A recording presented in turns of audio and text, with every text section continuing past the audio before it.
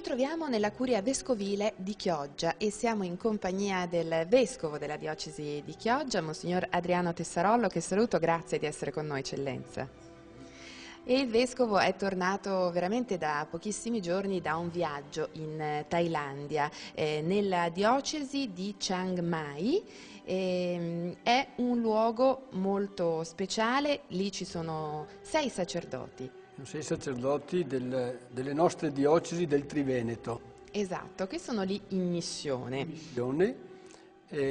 Sono fidei donum, cioè le nostre diocesi insieme hanno assunto un impegno di aiutare una diocesi della Thailandia, del nord della Thailandia, collaborando principalmente, era nato in una prima missione, adesso ne stanno aprendo un'altra, e poi uno di questi preti collabora anche con la diocesi stessa come membro del Consiglio Episcopale della diocesi di Chiang Mai. Chiang Mai, e le 2 missioni sono Chai Om e Lampung. Allora, com'è nata l'idea di questo suo viaggio lì? È nato in seguito a una richiesta. I sacerdoti di questa missione e delle suore che collaborano con questa stessa missione triveneta, che sono suore saveriane e poi anche altre 2 di un'altra congregazione, Sant'Antida, e ogni anno fanno un corso di esercizi, si trovano insieme, e quindi ancora poco dopo che ero stato fatto vescovo, quindi 1 anno e mezzo fa, era venuto uno dei preti vicentino insieme col direttore dell'ufficio missionario di Vicenza a chiedermi se avrei accettato di andare a tener loro la settimana il corso di esercizi spirituali, avendo fatto studi biblici così su qualche argomento biblico, ecco. Quindi c'era stata questa richiesta, io allora, era fine 2009, ho detto va bene, il prossimo anno no, però nel 2011 potrebbe essere possibile. E quindi ecco, questa è stata la richiesta.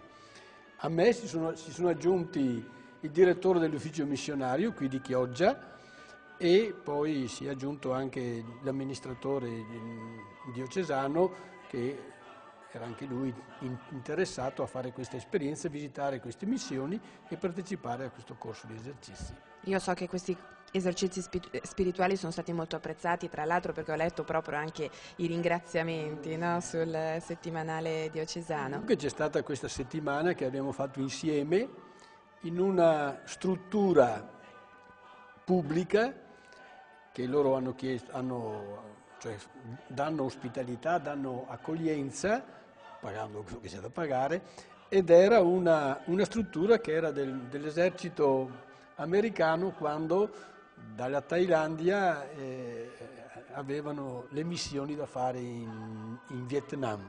C'erano queste casette, diciamo, una sala centrale che poi loro hanno portati tutti gli strumenti, gli arredi per fare una cappellina, e quindi facevamo le nostre riflessioni, il tempo libero, un po' di preghiera personale. Ecco. Quindi erano presenti, allora, questi 6 sacerdoti, di cui magari poi diciamo qualcosa, c'erano presenti le 3 suore saveriane, più i 2 sacerdoti della nostra diocesi, Don Lino e Don Alberto, e il sottoscritto, quindi eravamo in 11. Abbiamo passato una settimana dalla domenica sera, lunedì mattina, fino al venerdì a mezzogiorno. Quindi hai avuto modo di conoscere un po' la realtà locale, di capire insomma come è la situazione in Thailandia, in particolare in queste missioni. Com'è allora la realtà? Che idea si è fatto? Dunque, naturalmente l'area che abbiamo visitato noi, certo che arrivando e poi partendo abbiamo fatto sosta di un giorno a Bangkok. Certamente quella è una metropoli, la Thailandia è conosciuta di più, magari no, sono queste grandi metropoli, eccetera. Mentre i luoghi poi di fatto che abbiamo visitato noi con loro, poi terminati gli esercizi, siamo andati nelle sedi delle 2 missioni di Lampung e Chaeom. Allora, evidentemente si vede una realtà non poverissima, ma insomma molto sobria, diciamo, dove c'è il necessario per vivere, ma sì, senza troppo. Ma il necessario c'è, il necessario c'è. Il necessario c'è perché il riso è abbondante e anche noi ci siamo abituati bene a fare colazione col riso, colazione, pranzo e cena. L'acqua c'è, altri prodotti vegetali ci sono, un po' di frutta, voglio dire la carne non è tantissima, ma comunque qualcosa c'è anche quello, ecco. E per quanto riguarda per esempio le strutture, scuola, ospedali, ci sono infrastrutture? Ci sono, sì, nelle grandi città, nei grandi centri ci sono scuole, ospedali, per esempio, per dire, nelle nostre missioni a Chaeom gestiscono una ospitalità per ragazzi e ragazze che abitano nei villaggi sui monti e però vanno a scuola, nella scuola statale, insomma, però da dove abitano non sarebbero in grado di andare a scuola. Allora li accolgono e stanno là per tutto il tempo, se possono, se non sono molto lontani al sabato e la domenica vanno a casa, ritornano, rientrano nei loro villaggi e poi sono accolti là se sono in grado di dare un minimo contributo e se no sono sostenuti, ecco, per la scuola d'obbligo. Quindi è l'aiuto che si dà anche per la possibilità di avere istruzione che appunto possono avere se sono in grado di andare a scuola. E la presenza dei cristiani, eccellenza? La presenza dei cristiani è molto piccola perché in gran parte sono buddisti e poi nei villaggi di montagna, perché in questi villaggi sono arrivate tribù dal Laos, dalla Cina, sono varie tribù che si hanno i Kara, i Yao, i Miao, eccetera, per dire, e ognuna di queste ha anche una sua tradizione. Innanzitutto anche il buddismo che ce l'ha di queste tribù è quello più classico, antico, non forse quello meno conosciuto o divulgato, mentre ci sono anche diverse tribù animisti, quindi sa, con quella paura di essere un po' sotto l'influsso degli spiriti cattivi, eccetera. I cristiani sono una piccolissima percentuale. Del resto in questi centri anche tenuti dai nostri missionari non ci sono, alcuni sono cristiani, ma molti sono buddisti, animisti, eccetera. Quindi l'aiuto viene comunque donato a tutti? Tutti quanti, sì. Loro poi, questi nostri preti, hanno il centro residenziale a Chaeom e a Lampung, però si spostano in varie cappelle fuori sui monti e alcune si possono raggiungere solo con 4x4 perché non si raggiungerebbe. E lì sostengono, per esempio, allora c'è una piccola cappella dove quei pochi cristiani si trovano e pregano e provvedono, hanno fatto in diverse parti le strutture con le pompe eccetera per far arrivare acqua al villaggio e ecco, quindi è un servizio insieme umanitario, di primi soccorsi anche. Per esempio le suore saveriane fanno principalmente il lavoro secondo le loro preparazione anche in un villaggio isolato fuori, una persona si ammala o non sta male, eccetera, vanno, lo prendono, prima assistenza, ma poi lo portano giù, trasportano, cioè quello che c'è bisogno così nella... Ecco lì è proprio situazione, noi la considereremo di povertà, però ripeto, è necessario per campare c'è, poi non c'è molto altro, voglio dire. Ecco. E senti, eccellenza, questi 6 sacerdoti è da molto che vivono lì in queste missioni e ci sarà un ricambio, è previsto per esempio, non so, saranno raggiunti da altri preti? Alcuni sono già in ricambio, per esempio dei 6, adesso 2 stanno studiando a Bangkok per imparare la lingua Thai, che è complicata e difficile. Per cominciare un po' a muoversi un pochino rimangono a studiare 2 anni. Poi l'apprendistato nella pratica, eccetera, si comincia, eccetera, però per cominciare a utilizzarla abbastanza bene ci vogliono 4-5 anni, quindi lì bisogna partire pensando di fermarsi.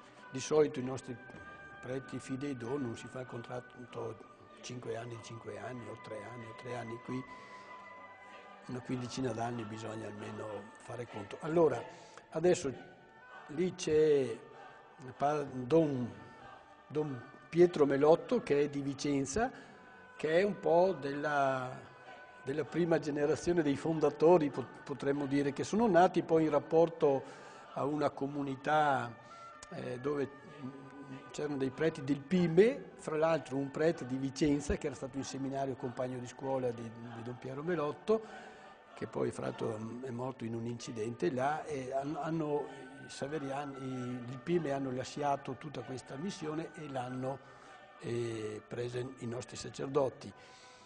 Adesso ce ne sono, allora, uno di Vicenza, Don Pietro Melotto, e Don Giuseppe Berti di Verona, che si sono spostati e stanno dando inizio alla nuova missione di Lampun e hanno già acquistato un terreno, stanno costruendo, hanno acquisito un capannone, che c'era lì una scuola abbandonata e stanno mettendo a posto come cappella e cominciano ad aprire nei vari luoghi. 2 invece sono rimasti nella missione prima a Chaeon e sono 2 preti di Padova, Don Attilio De Battisti, che prima era direttore dell'ufficio missionario qui a Padova, e Don Bruno Rossi.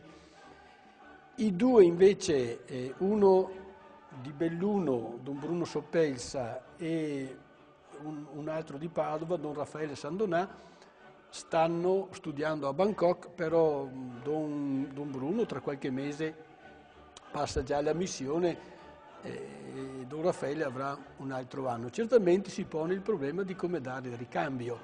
Allora, la diocesi è assunta, è un caso credo unico, non mi risulta, di una regione triveneta, per esempio, no, che assume insieme il compito di dire ci prendiamo carico di una missione in Asia, in questo caso.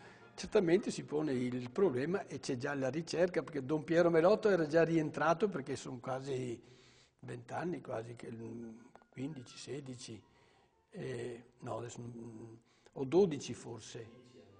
Sono 10 che hanno cominciato, esattamente. Sì. Le trattative erano cominciate prima, perché mi ricordo quando c'era, invece sono 10 anni che loro sono là e il contratto ce l'hanno per 20 anni intanto. Allora lui era già rientrato in cerca di qualche altro, ma non avendo trovato è ritornato giù. Ecco, quindi si pone una collaborazione di personale, poi c'è una collaborazione economica, cioè tutte le diocesi, le 15 nostre diocesi, si impegnano economicamente a garantire il sostegno sia delle persone, delle opere e di quello che è richiesto nella missione.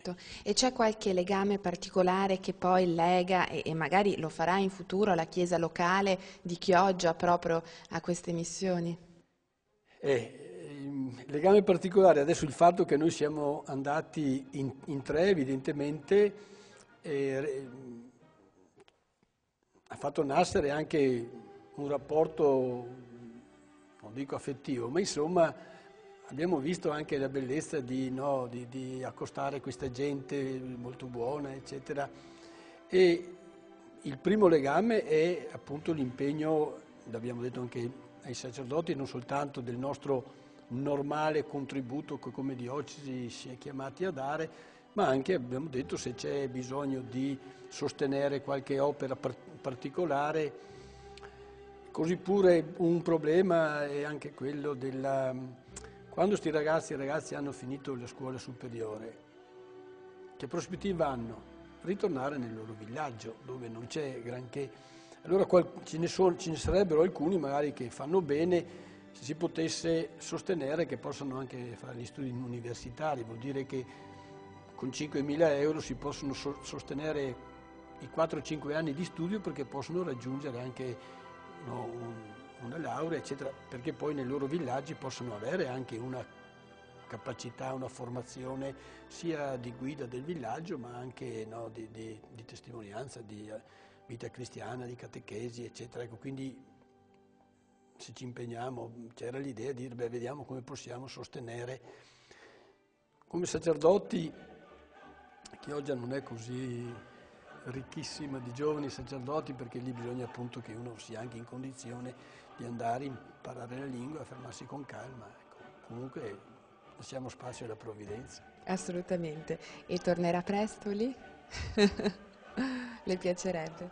Io sarei contento di ritornarci. Adesso non sono viaggi molto piccoli, evidentemente richiedono tempo e spazio, ecco, ma chissà se troviamo l'occasione di riprendere i fili anche di amicizia con questi preti, che è nata proprio anche una bella amicizia, un bel rapporto.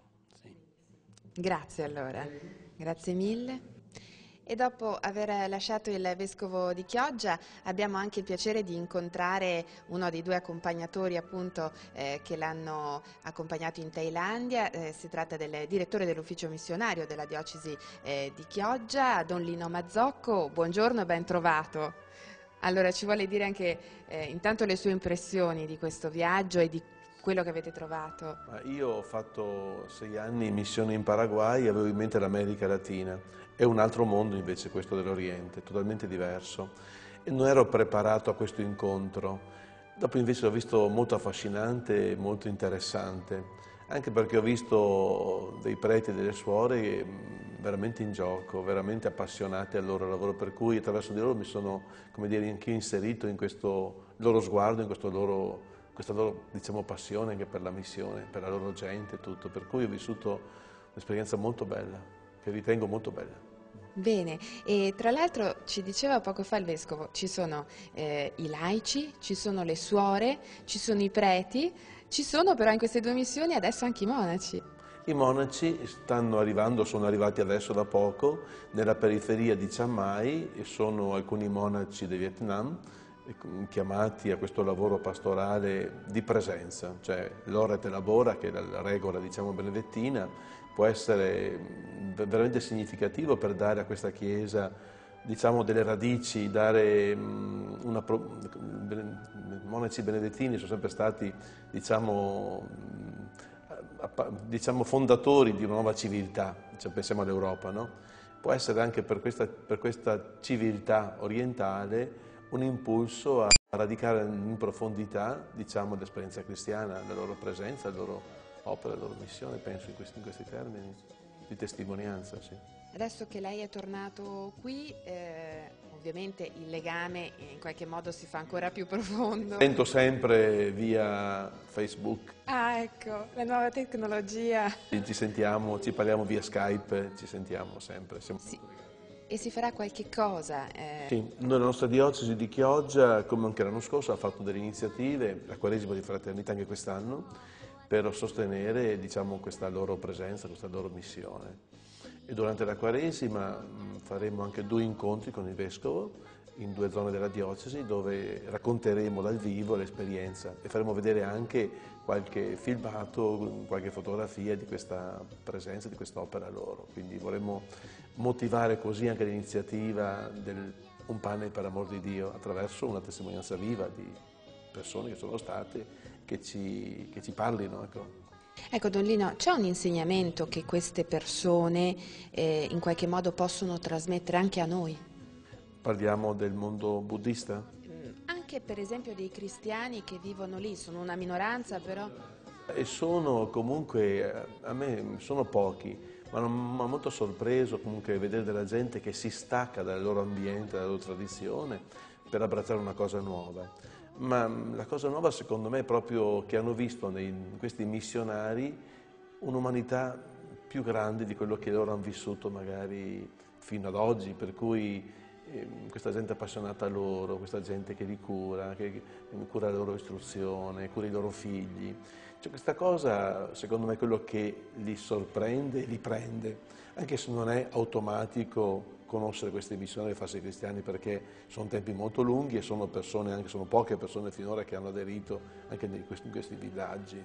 Per cui i tempi sono lunghi, la libertà perché riconosca, perché uno si mette in cammino, perché uno aderisca a un cammino nuovo, i tempi sono lunghi, però io ho visto della gente che si è messa in cammino così. Grazie a Don Lino Mazzocco che abbiamo incontrato, per oggi è tutto, noi ci vediamo fra 7 giorni.